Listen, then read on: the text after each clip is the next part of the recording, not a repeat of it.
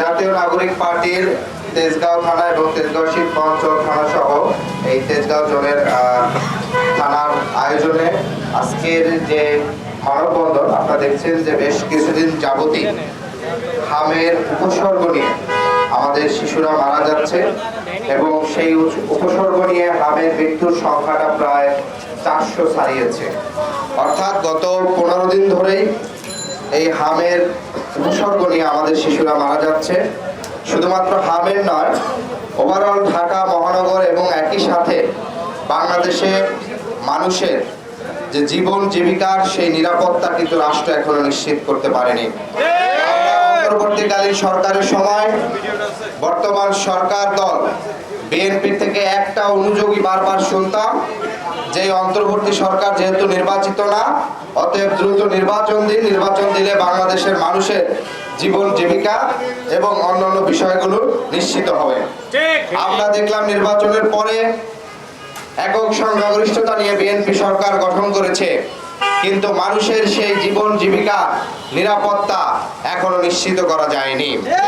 তার মানে নির্বাচনের পূর্বে বিএনপি শুধুমাত্র বিরোধিতা করার জন্য তারা এই ধরনের এক ধরনের বক্তব্য দিয়ে গেছিল। আমরা একই সাথে দেখতে পাই যে গতকালকে কি একটি মর্মান্তিক দুর্ঘটনা ঘটেছে।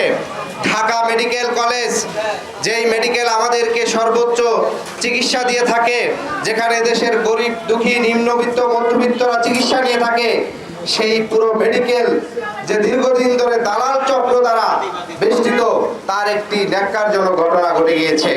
আমরা দেখলাম একটি শিশু তার অক্সিজেন মাস্ক খুলে নেওয়ার ফলে দালাল সেই শিশুটি মারা গিয়েছে। তার মানে এই যে সরকারি যে সেবা প্রতিষ্ঠানগুলো আছে, সেই প্রতিষ্ঠানগুলো যেখানে নাগরিকদেরকে সেবা নিশ্চিত করবে, সেখানে এই সরকারি প্রতিষ্ঠানগুলো দালাল চক্রের দ্বারা নিয়ন্ত্রিত হয়ে থাকে। আপনারা ঢাকা মেডিকেল গেলে দেখবেন বেড পাওয়া যায় না, সেখানে একটি হুইল চেয়ার নিতে হলে ঘুষ দিতে হয়। আপনার কোন পরীক্ষা যদি ডাক্তার দেয়, সাথে সাথে দালালরা এসে প্রাইভেট যে ডায়াগনস্টিক সেন্টার তাদের এসে রিসিট ধরিয়ে দেয়। অর্থাৎ দেশের সর্বোচ্চ যে স্বাস্থ্য সেবার যে জায়গাটি, সেই জায়গাটিও সরকার নাগরিকদের সেবা নিশ্চিতের জন্য এখন পর্যন্ত নিশ্চিত করতে পারেনি। একই সাথে আমরা দেখতে পেয়েছি গাজীপুরে একই পরিবারের 5 জনকে গলা কেটে হত্যা করা হয়েছে। মোহাম্মদপুরে প্রায় ছিনতাই এবং চুরির ঘটনা ঘটে থাকে, দিনে দুপুরের মধ্যে মানুষকে ঠেকিয়ে তারা ছিনতাই করে থাকে। অর্থাৎ পুরো রাষ্ট্র ব্যবস্থায় আজকে নাগরিকদের নিরাপত্তা জীবন জীবিকা নিয়ে একটি বড় ধরনের আশঙ্কা দেখা দিয়েছে।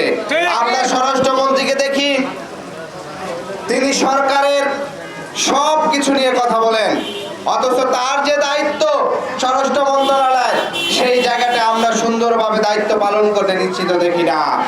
আমরা একই সাথে দেখতে পাই সীমান্তে বিএসএফ কর্তৃক আমার দেশের নাগরিককে নির্বিচারে গুলি করে হত্যা করা হয়।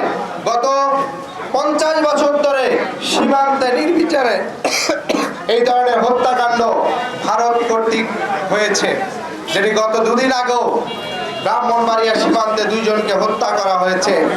আমরা স্বরাষ্ট্রমন্ত্রী সহ আমাদের সরকারের পক্ষ থেকে আমাদের আত্মমর্যাদার এবং নাগরিক মর্যাদার একটি সম্মানজনক পররাষ্ট্রনীতি দেখতে চাই। আমরা মনে করি ভারত আমাদের প্রতিবেশী রাষ্ট্র হিসাবে এদেশের জনগণের মর্যাদা, জনগণের অধিকারের প্রতি সম্মান জানিয়ে তাদেরকে এই দেশের সাথে সম্পর্ক উন্নয়ন করতে হবে। শুধুমাত্র আওয়ামী লীগের বন্ধু থেকে ভারত বাংলাদেশের সাথে সম্পর্ক উন্নয়ন করবে, সেটি আর কোনোভাবেই সম্ভব হবে না। আমরা দেখেছি মাত্র 30% টাকায় জমির মালিক হয়ে নতুন বাংলাদেশের গড়ে তোলার স্বপ্ন দেখা বাংলা বসতি। পশ্চিমবঙ্গে বিজেপি সরকার গঠন করার পরে যদিও তাদের সেই নির্বাচন নিয়ে নানা ধরনের প্রশ্ন আছে, সেখানে বাংলাদেশি আখ্যায়িত করে মুসলমানদেরকে প্রায় 30 লক্ষের অধিককে ভোটাধিকার বঞ্চিত করেছে। নির্বাচনে কেন্দ্রীয় সরকার সেখানে গিয়ে নানা ধরনের প্রভাব বিস্তার করেছে। তারপরে তারা নির্বাচিত হওয়ার পরে বাংলাদেশ নিয়ে, বাংলাদেশের জনগণ নিয়ে এদেশের ফ্যাসিস্ট খুনি গণহত্যাকারী দল, সন্ত্রাসবাদী জাতি সংগঠনের সেই মহারানীকে তারা যেভাবে আশ্রয় দিয়ে এখনো তারা যে ঐক্যতাপূর্ণ কথা বলে যাচ্ছে, সেটি বাংলাদেশের স্বাধীন সার্বভৌমত্বের জন্য একটি হুমকি স্বরূপ। আমরা দেখেছি তারা বলেছে ৪৫ দিনের ভিতরে কাঁটাতার নির্মাণ করবে। তাদের নিরাপত্তার জন্য তারা কাঁটাতার নির্মাণ করতে পারে, কিন্তু সেই কাঁটাতারের আশেপাশে দিয়ে যখন তারা এদেশের সাধারণ নাগরিকদের উপর যখন গুলি করবে কিংবা বর্ডার ক্রস করে অনেক সময় আমাদের নাগরিকদেরকে তারা হত্যা করে থাকে। আমরা দেখেছি ইতিমধ্যে ভারত দূরপাল্লার ক্ষেপণাস্ত্র পরীক্ষা করেছে, সেটি বাংলাদেশের আকাশ সীমা লঙ্ঘন করেছে বঙ্গোপসাগরের উপর দিয়ে, অথচ এটি নিয়ে বাংলাদেশ থেকে এখন পর্যন্ত কোনো জোরালো প্রতিবাদ দেখা যায় নাই। বাংলাদেশের আকাশ সীমানা, বাংলাদেশের সার্বভৌমত্ব, বাংলাদেশের সীমান্ত কোনোভাবে অরক্ষিত রেখে কোনোভাবে পাশ প্রতিবেশী রাষ্ট্রকে সেটি সীমা লঙ্ঘন করতে যাওয়া যাবে না। আমরা দেখতে পাই ভারত এই কলকাতার যাদেরকে নাগরিকত্ব কেড়ে নিয়েছে তাদেরকে নানাভাবে আমাদের দেশে পুশিং করার নানা ধরনের পায়তারা করছে। গত কয়েক মাস ধরে ১,০০০-এর অধিক নাগরিককে ভারত পুশিং করেছে। ফলে বাংলাদেশকে চাপে রাখতে, বাংলাদেশের অর্থনীতি রাজনীতি নানাভাবে ক্ষতিগ্রস্ত করতে রোহিঙ্গাদের মতন ভারত যদি আসাম কলকাতার সীমান্ত দিয়ে কয়েক লাখ শরণার্থীকে বাংলাদেশে ঠেলে দেওয়ার চেষ্টা করে, তাহলে একটি বড় ধরনের মানবিক বিপর্যয় বাংলাদেশের সামনে অত্যাসন্ন। আপনার সরকার, জামাত ইসলাম সহ সকল রাজনৈতিক দল এদেশের নাগরিকদেরকে ভারতের এই অত্যাসম্ভবী পুশিং সম্পর্কে আমরা আগাম আহ্বান জানাবো। ভারতের এ ধরনের যে কোনো পদক্ষেপকে বাংলাদেশের নাগরিকরা সর্বাত্মকভাবে সম্মিলিতভাবে এটার প্রতিবাদ জানাতে হবে এবং এর প্রতিরোধ করে তুলতে হবে। বন্ধুগণ, আমরা সরকারের হাম নিয়ে ব্যর্থতা ঢাকাতে গিয়ে দেখি তারা শুধু পূর্বের সরকার কতটুকু দায়িত্ব অবহেলা করছে কিংবা দায়িত্ব পালন করছে কিনা শুধু সেটি নিয়ে ব্যস্ত। অথচ এই শিশুদের রক্ষার জন্য কার্যকরী কোনো পদক্ষেপ আমরা দেখি না।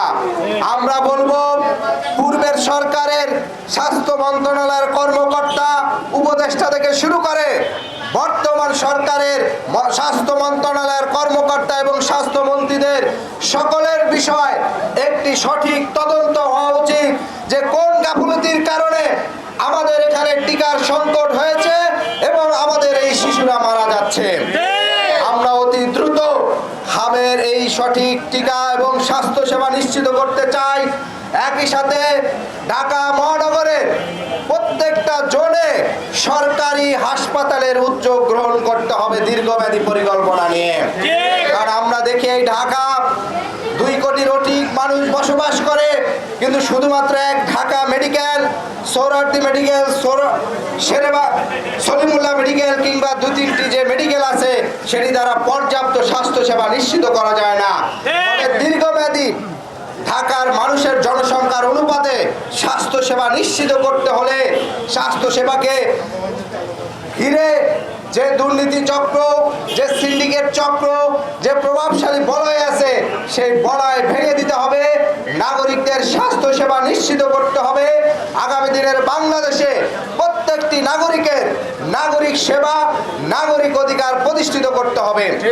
আজকের এই মানববন্ধনে যেসব সাংবাদিক বন্ধুগণ এবং এনসিবির তেজগাঁও জোন সহ মহানগর উত্তরে যেসব নেতৃবৃন্দরা এই বৃষ্টি বাঁধভাঙ্গা উপেক্ষা করে জনস্বার্থ ইস্যুতে এই রাজপথে নেমে এসেছেন, মানববন্ধনে অংশগ্রহণ করেছেন, আপনাদেরকে আন্তরিক ধন্যবাদ জানাই এবং সবাইকে বিপ্লবী শুভেচ্ছা।